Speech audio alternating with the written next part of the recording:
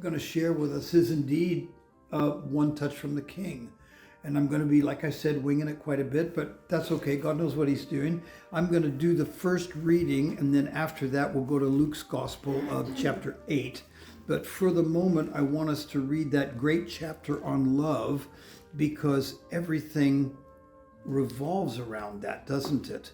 Jesus, one of his most important command was that we love each other. And what we're doing here is working out exactly what that love looks like, hitting the ground running. And that's what we're working out when you say work out your salvation with fear and trembling, because we need to work it out. We don't know what it consists of. I'm going to read the very last verse of that great chapter on love, 1 Corinthians 13, where the Apostle Paul says, "But now faith, hope, and love abide these three. But the greatest of these is love." Now, he says, abide these three. That means live in these three. Base your life on these three. Don't just go along like a billiard ball when you hit it and you don't exactly know what bank it's going to hit off of or what other balls it's going to smack and stuff. No, he wants a very, very determined course, and that course is love. And our idea of love is not just, sweetie pie and, lovey-dovey and huggy-huggy and all that. Okay, listen, I'm a very physical person. You guys know that. I love being hugged. I love the physical kind of expression of love. But the agape love says that I care about you enough to do what I know is best for you, even if maybe it's not exactly something that you will enjoy. And the same goes for me with regards to you. You might be telling me things that I maybe don't want to hear either. Now, let's take that faith, hope, and love, okay? But the greatest of these is love. But wait a minute. There is love and hope. There is love and faith. Is there not? Because we have faith in our God. Can we have faith in someone we don't love? I don't think we can. Can we have hope in someone if there isn't love at the foundation? What are you going to hope for if it doesn't have love in it? Well, it won't do anything, will it? It'll just be hope. Well, I hope. Also, another thing that needs to be said, biblical hope is not the same thing as earthly hope. Earthly hope says, well, I'm going to hope this works out all right, but I don't know if it will. It might go pear-shaped. However, your biblical hope is a sure thing. The only thing that we have to do is wait for the timing that God releases his power into. You see? That's why we say, just one touch from the King. Because when he puts his touch on that hope, then we know that hope is a sure thing. It is going to come to pass. So hope is something that I really want in this room right now. Because we've all taken our shots. You've had a hard time. Judy and I have also, we haven't talked about it, but we've had some challenging things, especially this past year has been quite a challenging year, really, for all of us, I think. So this hope, this biblical hope, is kind of like the helm that steers us, you see. Because when we have that road of hope, it leads us into the places where hope will be realized, where it's going to be culminating, it's going to come to pass. So that great one, love, hope, and faith, okay, that doesn't mean that hope is less than love. Hope is a part of love. Faith is a part of love. They're all three. But hope or love is what we actually see. It's the physical manifestation, okay? Now, sometimes love has to be tough love. Not very often, though. I would like to think that tough love is the exception to the rule. 90% of the time, the love is a gentle and agreeable thing that you when it comes from you, I say, okay, I like that. That's really nice. It's only that little 10% where there's the challenging type of love, okay? Now, we're going to go to Luke chapter 8. We're going to go verses 40 to 48, but I'm going to take it in small chunks. Let's go from verses 40 to 42 first, because I like to unpack it a little bit. If we go too fast, you read the whole thing, we have a tendency to forget the elements in it. So verses 40 to 42 of Luke chapter 8. On the other side of the lake, the crowds received Jesus with open arms, because they had been waiting for him. And now a man named Jairus, a leader of the local synagogue, came and fell down at Jesus' feet. begging him to come home with him. His only child was dying, a little girl, 12 years old. And Jesus went with him. He was surrounded by the crowds. Okay, let's get a little bit of a backdrop. Here he was right after healing the man in the tombs, the demoniac that was so powerful he'd be breaking chains and everything. And now this is the backdrop. This is what happened before. In this case, I do believe it is what we call chronological. Not everything in the Bible is chronological, but I believe this is. Now then, he went through the whole city and telling what great things that Jesus had done for him, this demoniac fellow, okay? So Jesus is still, I believe, in the same place, but he went then across the lake again to go into the place where he left. You see, he gets into the boat and he says, we're going to go to the other side, and he goes through the storm and all this for one demoniac, okay? One person was demon possessed, heals him, and then the demon possessed man says, well, let me follow you. Jesus says, no. No, he says, go and show the priest. Tell the priest what happened to you. Now, this man went all through what we call the Decapolis, or that translated means the 10 cities. So this man actually went preaching Jesus in 10 cities. You can see why Jesus said, I don't want you to come with me. Because then, by the time Jesus went into that place, or the apostles after his resurrection and ascension, then the ground was soft. You know, in warfare, what do you do? The first thing when you're going to attack the enemy, you get air cover. You soften the ground. Well, that's what this man did. He softened the ground, right? And then the perfect result was happening. Now then, Jesus comes back, and everybody welcomed him. Everybody wanted to see him. So then this synagogue leader, a rabbi, I take it, came to him saying, my daughter, who's 12 years old, God forbid, 12 years old, and she's dying. So when Jesus is going through this town, you can feel a sense of urgency, huh? Because he's walking through a town, and this daughter, nobody wants the daughter to die. So he says, okay, I'm going. Okay, see, he's en route to this to the synagogue leader's daughter. Now keep in mind, this rabbi was risking a lot. He had nothing more to lose, because a rabbi would not have gone to Jesus, because you know that in Jerusalem, the Sanhedrin all said that if they gave in to Jesus's idea of being the Messiah, that they were to be turfed out of the synagogues. You were to be blackballed, meaning you couldn't do business, you couldn't do anything anymore. You were an outcast. You were someone that no one would even talk to. So this rabbi is risking a great deal to come to Jesus, but he's saying, look, I don't care about all that. My girl's dying. My little girl's dying. So he comes in absolute desperation. Now so we got the backdrop. That's okay. So let's go from 43 now to 46. You want to do that one? Okay. And a woman was there who had been subject to bleeding for 12 years, but no one could heal her. She came up behind him and touched the edge of his cloak, and immediately her bleeding stopped. Who touched me? Jesus asked. When they all departed, Peter said, Master, the people are crowding and pressing against you. But Jesus said, someone touched me. I know that the power has gone out of me. I hope we can permit ourselves to be a little bit excited now.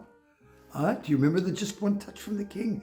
Just one touch from the king. Now keep in mind, just like the synagogue leader Jairus, this woman was risking everything, because when you were on your period as a woman, as a woman, thank you. It's sad we need to say that, but anyway, you were to separate yourself from everybody for a week. And you know how, listen, I'm not an expert at this, but I know that when a woman has her period, she doesn't really want to be around people very much. Okay, that's part of the deal. I know.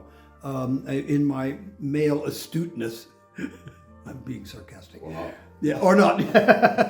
So anyway, this woman was supposed to go outside the camp for 7 days, and then she was supposed to go through a time of purification after the blood flow stopped to be purified, and then she would come back into normal society.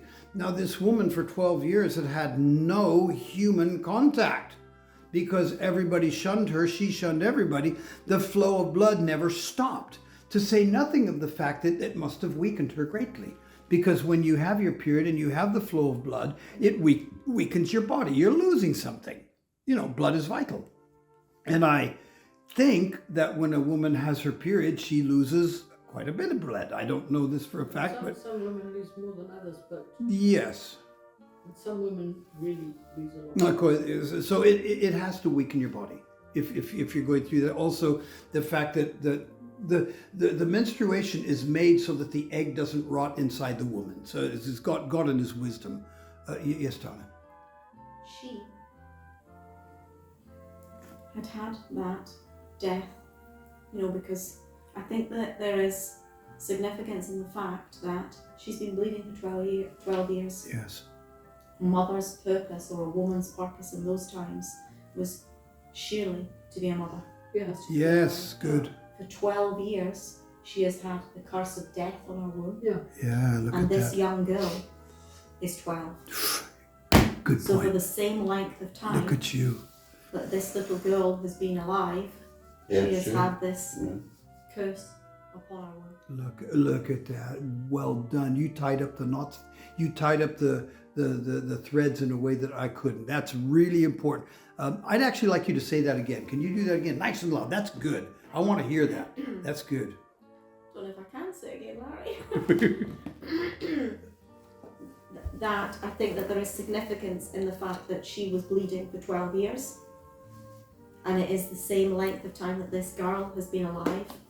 I think that she has had the curse upon her womb Yeah, look at that. because her role in society Just to make was babies. to be a mother, Yeah, good. was to birth children. That was their primary purpose. And the older woman was robbed of that, and the younger one was coming into it. Yes. Both of them were going to be robbed of their primary functions. That's very good. Very, very good. Okay, so this woman is desperate. So Jesus says, somebody touched me. Who touched me? And good old Peter goes, what are you talking about? You being weird? I mean, look at everybody's, pressing in on you and everything. You say, who touched me? He said, but power went out of me. Because, sorry Larry, I'm banging on about it again. Go. But It's actually, all right. 12 years old is typically the age that a Where woman you starts. would Yes. start to menstruate. I Okay. thought that. Yeah, I did too, yeah. And the enemy does come to lie and to kill and to steal and I think most women probably have a fear instinct when that first happens. Yes. I Don't think know, that's true. but especially if nobody tells you about it. well, yeah. You told me Sure. about that many times that you would have liked to have been informed, and suddenly this happened. You thought you were dying. I thought I was dying. So that is an interesting perspective on it. So you have one that is just coming into life and into the flower of fertility. You have the other that would like to be in that flower of fertility, but she is outcast because of the flux of blood that will not stop. That's amazing, isn't it? I never tied those two together. Yeah. the very purpose in life to be snuffed out if it were not for Christ. Well, you were looked at, if you were a woman that could not have babies, you were looked at as cursed. Yes. Because Absolutely. and it was very important for women to have babies because we know that life was a bit more, a bit more movemented at that time period than it is now. They didn't live as long. They had a lot more things come against them. They didn't have these, equipments and everything that we have to keep people healthy. So now let's go. Anyway, the point is power went out of him. When we touch Jesus, power goes out from him. But there's something different to that as well. Go. She must have had faith in him to touch him. Yes. The fact that she touched him, and she knew that if she touched him, something would happen. Good. So that's faith, isn't it? Yeah. But it's two different Beautiful. types. Go. You have the faith of the woman Yeah. who for herself goes to touch Christ. But you have the faith of the father The rabbi. who for his daughter Yeah. Yeah. goes to Christ. Both in faith. Yeah. And yet Jesus is compassionate in both situations, Love it. both to heal Mm-hmm. us firsthand, Yeah. but also to heal those that we bring before him. Yeah, good. But you'll also notice on the antithesis of that is that the people didn't believe. Okay, I was going to mention that. Carry on. The people from his house said, don't bother the rabbi anymore. Correct. And they laughed at him when he came because they knew the face of death. Yes, and also the first thing that Jesus did was put all of them outside who did not believe. All of them. They had professional mourners. I can't imagine that, paying someone to come, weep at my loved one's funeral. I don't get that. But anyway, that was something that They did that. Yeah. They paid mourners, and you were seen as better or of a higher class the more mourners you could have hired at your funeral. So Fantastic. or the ones who were left behind. How much did you care about the one who was recently departed by how many mourners you could manage to hire? But they had a period of mourning too. When you look Yes. in the Old Testament, I think it's Jacob, Mm-hmm. when he dies. A month or something. Yes, but they have two separate periods. They have the period that I think is 40 days, but I could be wrong, don't quote me, I'd have to check, Okay. where they are preparing the body. Correct. Correct, yes. And then they have a period of mourning that is something like 90 days afterwards, Yeah. where they actually mourn him. So they do have a... Time of preparation and a time of mourning. Yeah, Which interesting. actually, if you think about it, there was the time of preparation before Jesus died. Yeah, good. Mm-hmm. When he was preparing them and he taught them, Yes. he washed their feet. This is good. Yeah, good. You see, It's all tying together, isn't it? he was preparing them for a time which was going to be difficult. Mm. Because when do we learn the most? Is when we're going through a hard time. Well, what I see in that way is that he puts the seed of faith in us that is the strongest force in all of existence. And then he has to step back and let us exercise it. Because that's why he said to them, he said, well, it's to your advantage that I go away. If I stay physically, you're still going to be, leaning on me in a way that is not healthy. So we're going to go to verses 46 to 48 now. Okay. Huh? No, we can read that one. Okay. What's wrong? 46 to 48. Me. Yeah. But Jesus said, someone touched me. I know that the power has gone out of me. When the woman, seeing that she could not be, let me start again. Okay. Then the woman, seeing that she could not go unnoticed, came trembling and fell at his feet in the presence of all the people. She told why she had touched him and how she had been instantly healed. Then he said to her, daughter, your faith has healed you. Go in peace. Okay, so we have, she saw that she wasn't able to hide. Now she was again risking a great deal to affirm what she did, because she wasn't supposed to touch anyone. She wasn't even supposed to be out in public. She was supposed to be in a secluded place where the women went when they had their periods. So then, she They told. called it the red tent. Did they? Yeah. And it was a place where all the women went when they had their period. I'm gonna Okay. tell my wife when It's called the red tent. I'm going to tell my wife when she's up there, she must go in the red tent. Okay. Yeah, let us know how that goes. Yeah. I know. Let us know how hard she swats you. Somehow I think, maybe not. So he says then, and this is going to confirm what you said just a moment ago. He said, daughter, your faith has made you well. Go in peace. Faith. She's grabbing onto this part of his coat. That's faith, isn't it? The whole thing is a faith exercise. It's faith that she's not going to get stoned. Faith that she's not going to get, cast out again. But again, going back to what we were saying before, she had nothing to lose. Jairus had nothing to lose. Everything was on the line. There was no point in carrying on from this moment in time.